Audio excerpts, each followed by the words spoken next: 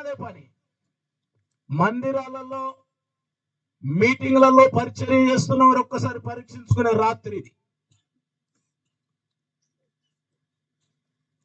మందిరాలలో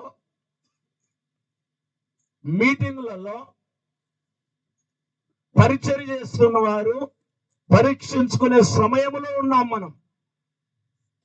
అలా బాగున్నాయట. మరి నీ పరిస్థితి ఏంటి? వాళ్ళు నిత్యం అదే పని మీద ఉంటారు కానీ బాగుండే వాళ్ళని. నీవు నిత్యం ఐదారుతోనే ఉంటావు. నీ పరిస్థితి ఏంటి? ఒకసారి ఇదికి ఎలాగా కొంచెం లోతుకి వెళ్ళిపోతే ఇక నువ్వు బాగుపడట్లే.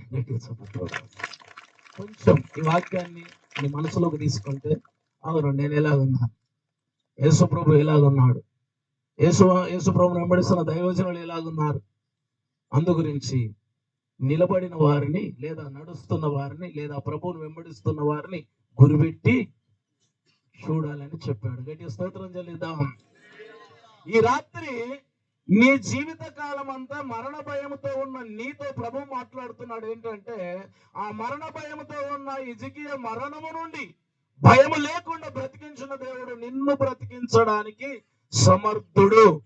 మరణమన్న భయమే లేదు. ఎందుకు మరణమన్న భయం లేదంటే 2 సార్లు జన్మించిన వాడు ఒకేసారి మరణిస్తాడు. ఒకటేసారి జన్మించిన వాడు 2 సార్లు. నేను 2 సార్లు జన్మించిన, ఇంకేం భయం? ఒకవేళ త్వరగా ఈ లోకాన్ని విడిస్తేనేమో ఆయన సన్నిధికి వెళ్ళిపోతాను. ఎన్ని రోజులు ఈ లోకంలో చేస్తాను. గట్టి స్తోత్రం చెల్లించండి. మరణ